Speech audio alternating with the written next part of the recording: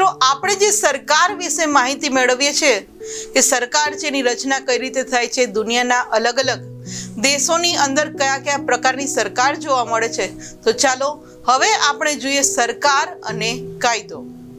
સરકાર અને કાયદા વચ્ચે શું સંબંધ છે, ચાલો એ વિશે માહિતી મેળવીએ. વિદ્યાર્થી મિત્રો, સરકારનું કામ જ કાયદા બનાવવાનું છે કે આપણા બંધારણને આધારે કાયદા ઘડવામાં આવે છે, નવા નવા કાયદા બનાવવામાં આવે છે, અથવા તો એમાં સુધારા કરવામાં આવે છે, અથવા તો એવા કાયદા કે જે હવે નિરુપયોગી થઈ ગયા છે, એનો ઉપયોગ નથી, તો એવા કાયદા રદ કરવાનું કામ પણ આપણી સરકાર દ્વારા કરવામાં આવે છે. અને આ કાયદા જે કંઈ બને છે વિદ્યાર્થી મિત્રો, એ સૌએ માન્ય રાખવા પડે છે, કારણ કે લોકશાહીની અંદર લોકોના સમૂહ દ્વારા એ પ્રતિનિધિઓ ચૂંટાઈને આવ્યા છે, માટે સૌએ એને માન્ય રાખવા પડે છે. અને સરકારને વિદ્યાર્થી મિત્રો કામ કરવા માટે વિવિધ કાયદા છે એ મહત્વનું સ્થાન ધરાવે છે. કે આપણા દેશની અંદર બંધારણ કે જે વિશ્વનું સૌથી મોટું લેખિત બંધારણ છે આપણા ભારત દેશનું, તો એની અંદર કેટલાય કાયદાઓ મૂકવામાં આવ્યા છે, નિયમો મૂકવામાં આવ્યા છે. તો આ શું બતાવે છે કે સરકાર જે કંઈ કામ કરવાની છે એ કામ કરવા માટે વિવિધ કાયદા છે એને ઉપયોગી બને છે. અને બંધારણની અંદર રહેલા નિયમો કાયદાને આધારે જ સંચાલન કરવાનું હોય છે, એની બહાર જઈ અને એ કામ કરી શકતા નથી. એટલે કાયદા જે કંઈ કામ કરે છે સરકાર, એ વિવિધ કાયદાઓને આધારે જ છે, કે જેથી એમ કહી શકાય કે કાયદા છે એ સરકાર માટે ખૂબ જ મહત્વનું સ્થાન ધરાવે છે, જે આ ઇમેજની અંદર આપણે જોઈ શકીએ છીએ. વિદ્યાર્થી મિત્રો, સરકાર જોડે કાયદાના અમલ સાથે તેમાં સુધારો કરવાની પણ સત્તા હોય છે, કે જે પણ કાયદા છે એ ફક્ત બનાવવાનું જ કામ નહીં, સાથે સાથે સમય જતાં એવું લાગે કે ભાઈ આ કાયદાની અંદર સુધારો કરવાની જરૂર છે, તો આ સુધારો કરવાની સત્તા પણ સરકાર પાસે રહેલી છે.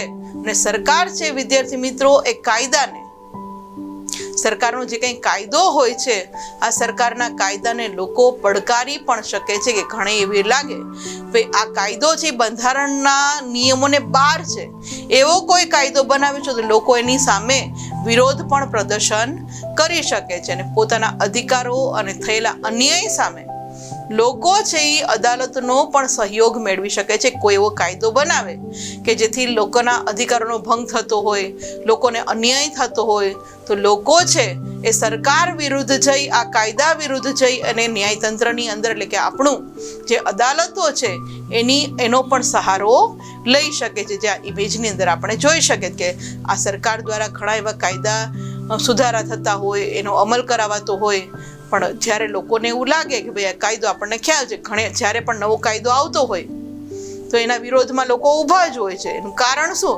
કે સરકારના કાયદાને જો લોકોને એવું લાગે છે કે ભાઈ આનો વિરોધ કરવો જરૂરી છે, તો લોકો એને પડકારી પણ શકે છે અને એના વિરુદ્ધ અદાલતનો સહારો પણ લઈ શકે છે.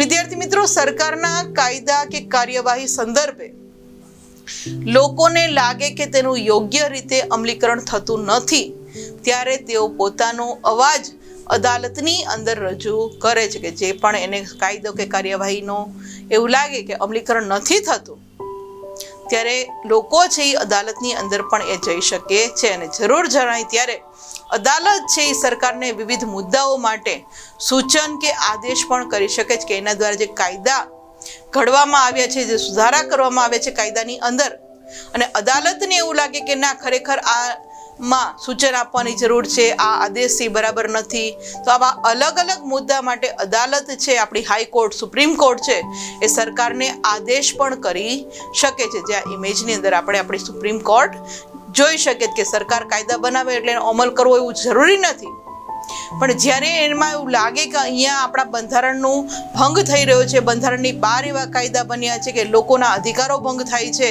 એવા કાયદા હોય તો આપણે ન્યાયતંત્ર એટલે કે સુપ્રીમ કોર્ટનો પણ સહારો લઈ શકીએ છીએ. અને અદાલત છે એ સરકારને પણ સૂચન અથવા તો આદેશ કરી શકે. તો જોયું ને વિદ્યાર્થી મિત્રો, આ સરકારની અંદર આપણા વિશ્વની અંદર કેટલા પ્રકારની અલગ અલગ સરકાર છે, આપણા દેશ ભારતની અંદર સરકારની રચના કઈ રીતે કરવામાં આવે છે, અને સરકાર દ્વારા કેવા કાર્યો કરવામાં આવે છે, અને લોકશાહી સરકાર છે એ શા માટે વિશ્વના ઘણા બધા દેશો અપનાવી ચૂકી છે. તો અહીંયા આપણે આ તમામ માહિતી મેળવી. તો તો આશા રાખીએ છીએ વિદ્યાર્થી મિત્રો આ પાઠ તમને સારી રીતે સમજમાં આવ્યો હશે.